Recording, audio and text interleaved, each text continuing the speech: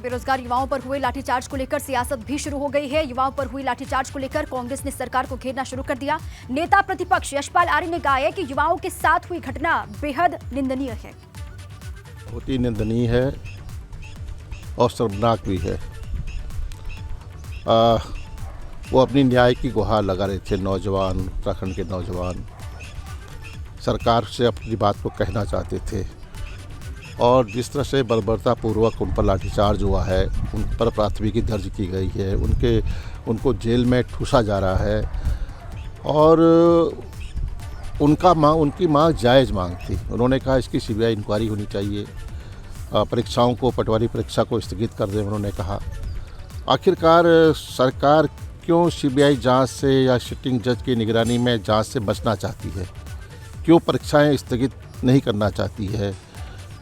क्योंकि जो paper bank था वो लीक हो गया है। उसके बावजूद भी सरकार परीक्षाएं करने पर उतारू है, हड़बड़ाहट में है, जल्दबाजी में है। युवाओं के प्रदर्शन पर अपर मुख्य सचिव गृह राधा रतूड़ी ने कहा है कि सभी परीक्षाएं पारदर्शिता से की जा रही हैं और नकल करने वालों के खिलाफ सख्त एक्शन लिया जा रहा है। भर्ती प्रक्रिया बहुत तेज़ी से चल रही है प्रदेश में और ये प्रयास है कि जो बेरोज़गारी की समस्या है वो जल्द से जल्द उसका निस्तारण हो और बेरोज़गार युवाओं को सरकारी नौकरी मिले और जो भी भर्ती की प्रक्रिया है वो बिल्कुल पारदर्शिता से हो।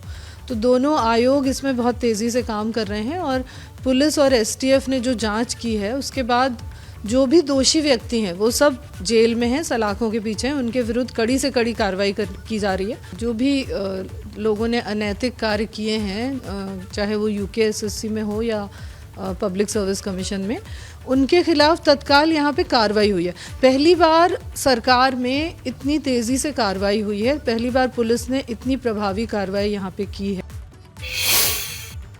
तो इस पूरी खबर पर लगातार हमारी नजर बनी हुई है। जो भी अपडेट होगा वो आप तक पहुंचाएंगे। बहरहाल आगे बढ़े और जोशीमठ के संकट पर सबसे बड़े मंथन की बात करते हैं। आज पीएमओ में जोशीमठ के हालात पर बड़ी बैठक होने वाली है। पीएम के सलाहकार की अध्यक्षता में बुलाई गई है मीटिंग। राष्ट्रीय आपदा प्रबंधन प्राधिकरण देगा ब्यौरा। उत्तराखंड के मुख्य सचिव एस एस संधू भी वर्चुअली जुड़ेंगे। देखिए आज ये बैठक होने वाली है। अविनाश मेरे साथ ही जुड़ चुके हैं अधिक जानकारियों के साथ में। अविनाश, पीएम के सलाहकार की अध्यक्षता में ये मीटिंग होने वाली है। कितने बजे से मीटिंग शुरू होगी? क्या कुछ हो सकता है जोशीमठ के लिहाज से? अविनाश देखिए, अगर बात करें तो दोपहर 3 बजे सूचना आ रही है कि ये बैठक की शुरुआत होगी, जिसमें अगर बात करें तो प्रधानमंत्री के सलाहकार रहेंगे। इसके अलावा उत्तराखंड के मुख्य सचिव एस एस संधू रहेंगे। उत्तराखंड के आपदा सचिव रंजीत सिन्हा के साथ साथ एनडीएमए के वो तमाम सारे अधिकारी मौजूद रहेंगे जिन्होंने भू आपदा को लेकर के जो शोध रिपोर्ट आई है उसको लेकर के उन्होंने रिपोर्ट तैयार की है। क्योंकि बीते शनिवार को अगर बात करें तो जो 8 संस्थान उन्होंने अपनी रिपोर्ट एनडीएमए को दी थी, जिसके बाद एनडीएमए ने अपनी रिपोर्ट तैयार की है कि आखिर भू धसाव का कारण क्या रहा है और अभी स्थिति वहां से किस तरीके से और आगे भू धसाव न हो इसको लेकर क्या कुछ उपाय किए जाए। इसी को लेकर के एनडीएमए ने अपनी रिपोर्ट तैयार की है, जो आज प्रधानमंत्री कार्यालय के समक्ष रखी जाएगी और बताया जाएगा कि क्या कुछ कारण रहा है भू धसाव को लेकर के और आगे किस तरीके से वहां पे एहतियातन उपाय किया जाए जिससे कि भू धसाव को रिकवर किया जा सके और आगे भू धसाव न हो। इसी को लेकर के काफी महत्वपूर्ण बैठक होगी। ठीक है, 3 बजे के आसपास ये बैठक शुरू हो जाएगी। एनडीएमए अपनी रिपोर्ट सौंपेगा और मंथन किया जाएगा किस तरीके से हालात यहाँ पर ठीक किए जाएं, सुचारू पूरी व्यवस्था हो, इसको लेकर लगातार बैठक में मंथन होगा। शुक्रिया अविनाश पूरी जानकारी के लिए। पौड़ी से अगली खबर है। पौड़ी के मुख्य बाजार बस स्टेशन के पास कई दुकानों में दरारें आने की खबर है। व्यापारियों का कहना यह है कि बस स्टैंड के निर्माण की वजह से ये दरारें यहाँ पर आ रही हैं। दुकानदारों की माने तो बस अड्डे के ऊपर बसे आवासीय भवनों में सीवर की व्यवस्था नहीं होने से पानी की निकासी नहीं हो पा रही है, जिस वजह से उनकी दुकानों में लगातार दरारें आती जा रही हैं।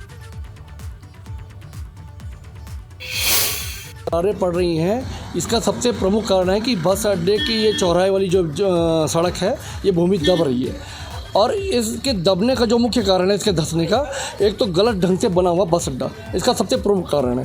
दूसरा, सारे विकास मार्ग मोहल्ले का पानी कहीं भी नालियों में नहीं है, नालियाँ सारी सूखी हुई हैं। ये सारा पानी अंदर ही अंदर ज़मीन के नीचे समा रहा है। संबंध में ज्ञापन मुझे प्राप्त हुआ था। उस ज्ञापन को ईओ नगर पालिका स्तर पे या जो संबंधित कार्यदायी संस्था है उनके लिए उनसे रिपोर्ट मांगी गई।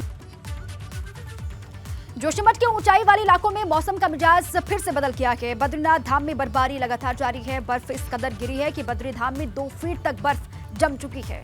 बद्रीनाथ मंदिर की बात करें तो यहाँ फिर मंदिर परिसर के चारों तरफ बर्फ ही बर्फ आपको दिखाई दे रहा होगा। हालांकि फिलहाल बद्रीधाम के कपाट शीतकाल के लिए बंद हैं। बर्फबारी की वजह से बद्रीधाम में चल रहे पुनर्निर्माण के काम भी पिछले 15 दिनों से बंद पड़े हुए हैं।